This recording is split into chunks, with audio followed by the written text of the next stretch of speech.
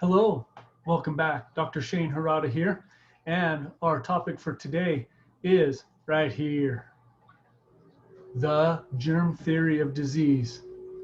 This is an exciting topic for me to share with you because this has some huge truth to it, and I'm going to share some things with you that might be new in connection and concept, but it'll make complete sense because you know the truth innately and deeply. So let's jump right in. Now, as we talk about the germ theory, this of course is the American Medical Association and the medical foundation for disease, and it's believed through this, it's been perpetuated that the bacteria, the mold, fungus, virus, microorganism of whatever kind is to blame for the disease. It's been known or perpetuated that the bacteria or virus or microorganism then is the cause of the disease. May I suggest that that is not true?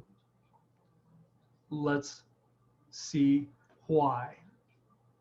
Now, microorganisms such as bacteria, virus, mold, fungus, don't they require an environment for them to proliferate?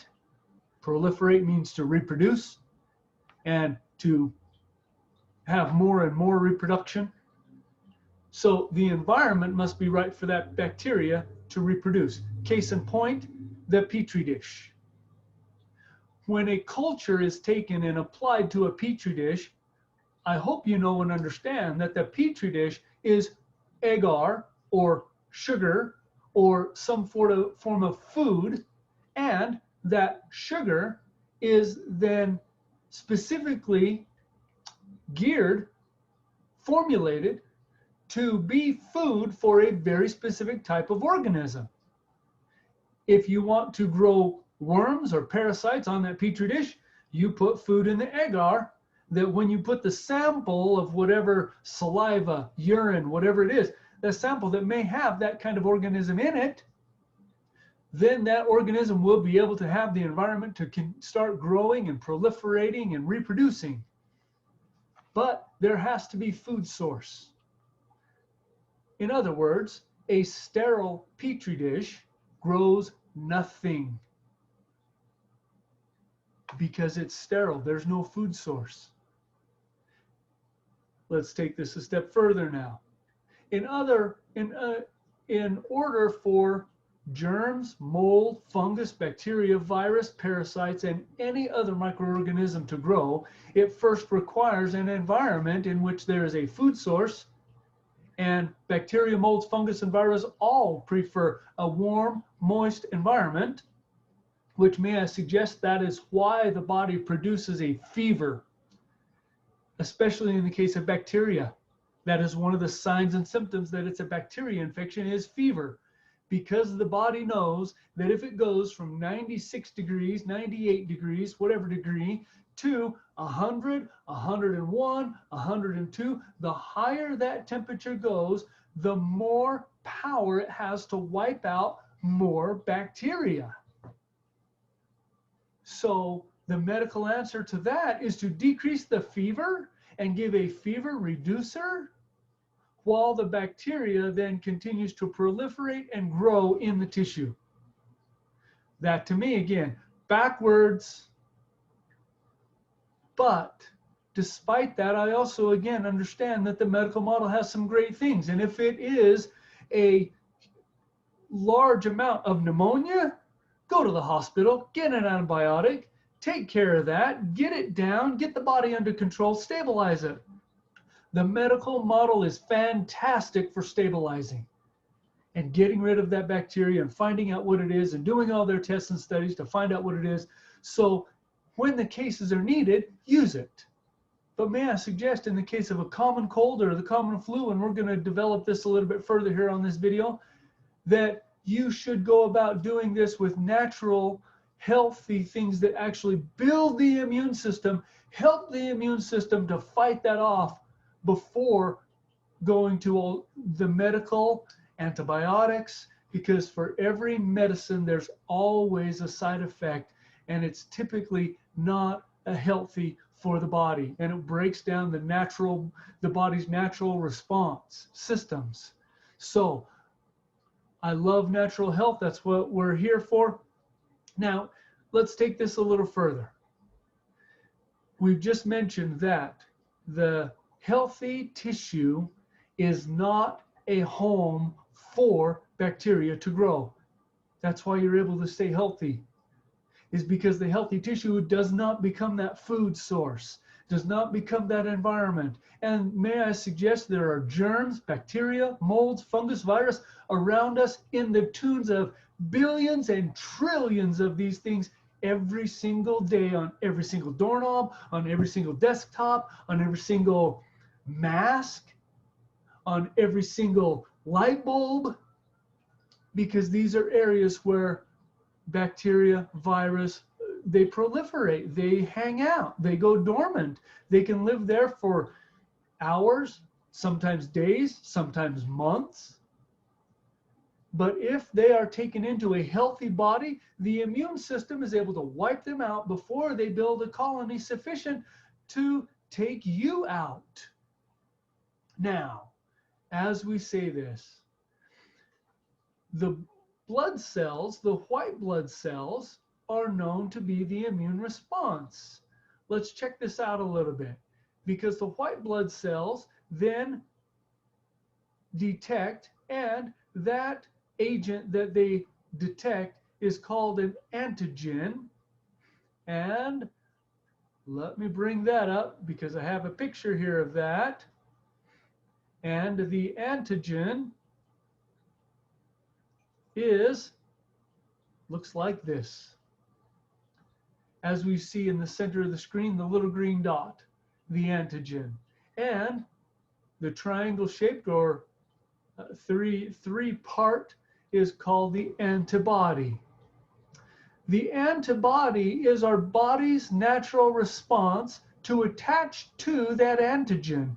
That antigen is the foreign particle, the foreign substance, whether that is a small protein from a protein that got into the blood, whether that is a bacteria, a virus, a piece of mold, fungus, whatever that is. If it enters the bloodstream should pick that up. The immune system, that's part of the bloodstream. And that is why we have the lymphatic system that flushes all of the tissues and all of the cells. And by the way, the lymphatic system has been estimated to have 3 to 5 times more water and more saline solution in it than blood, which is amazing.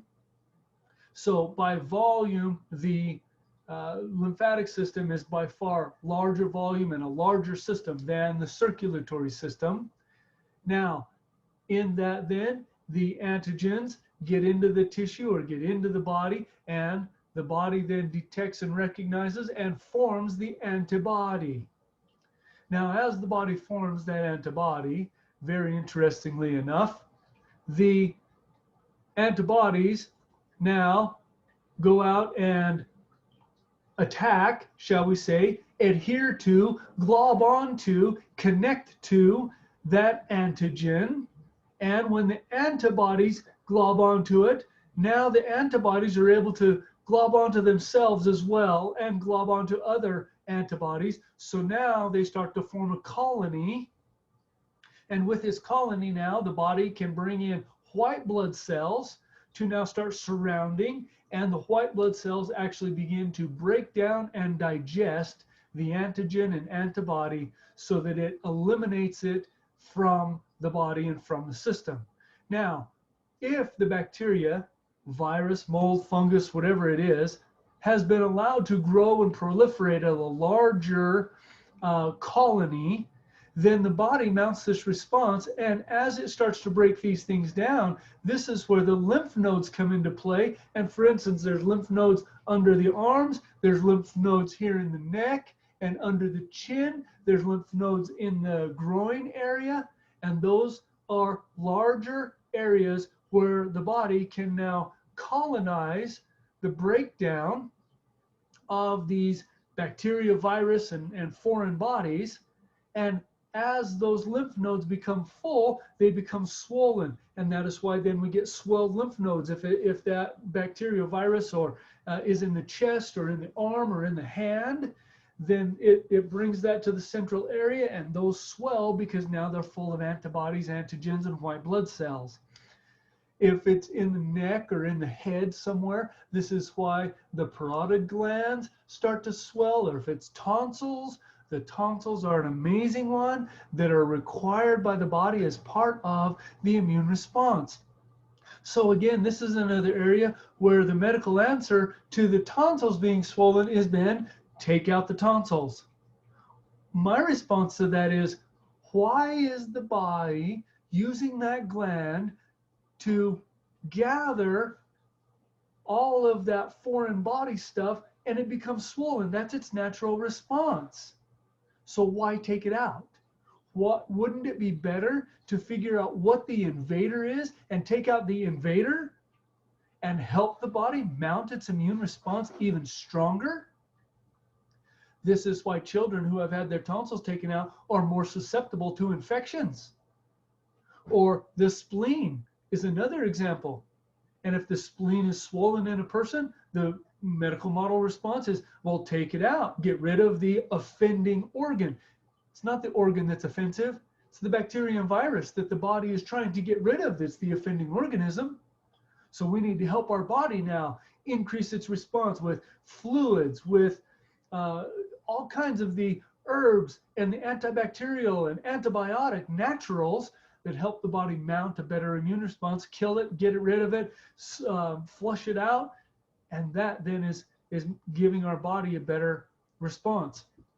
Now, in the antigen antibody, those are very, very specific. And the antigen is a very specific compound, and it's detected very specifically. The antibody then is formed to glob onto that. Now, what about the case of pneumonia? Doesn't the body have to get pneumonia then to form, to locate that antigen and then to be able to glob onto it and take it out of commission? Yes, it's exactly what it does. What about H1N1? Came out a few years ago, huge in the media. All of us had to get H1N1 for our immune system to respond to it. Those are a couple examples. Hepatitis, MRSA, varicella zoster, which is also known as chickenpox. We were all taught as youngsters many years ago, you have to get chickenpox. And our parents actually took us over to a friend's house that got chickenpox or who had it, so that we would then be exposed to it so that our body could mount that response and develop its own immunity to chickenpox. And it was very well known that once you had chickenpox, you'd never get it again.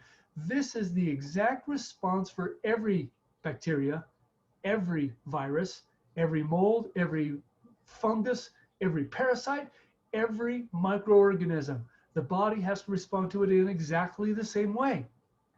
So, I do also agree that those who have an autoimmune deficiency or an immune deficiency of any kind are more susceptible because their immune system is weak. That makes perfect sense. Take precautions.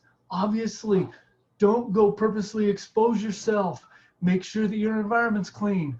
One of the best cleaners for your house and for your environment is hydrogen peroxide. It's been known that if you get a cut, a scrape, a scratch, put hydrogen peroxide in it. It'll kill it right away because the oxygen oxidizes the foreign invaders, the bacteria, the virus, and those don't like it. It also neutralizes poisons and toxins for the very same reason, because oxygen oxidizes it and breaks it down the exact same way. So hydrogen peroxide, phenomenal. Countertops, desktops, places that you frequent, doorknobs, and alcohol, of course, is another great one.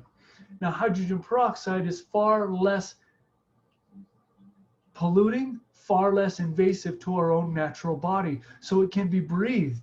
if there are fumes in the air. Alcohol, obviously, a little bit more toxic. So I prefer using hydrogen peroxide in those kind of situations. And it's very, very effective and very inexpensive. So have some on hand. Make sure that you have some in your stock, in your supply. Now, as we talk about COVID and as we talk about this immune response, it's amazing that all of these truths have almost been forgotten in the media as it's been so widely publicized. But these are the truths that we need to come back to. And I'm so grateful and so happy to share this with you. We're going to talk about the immune system in greater depth and in greater detail in more videos as well. So stay tuned in. Please take your ideas, write them in the comments. Any questions that this has brought up, write them in the comments. We need to have more discussion about this as well. I love you and I thank you, and we'll talk again soon. Bye.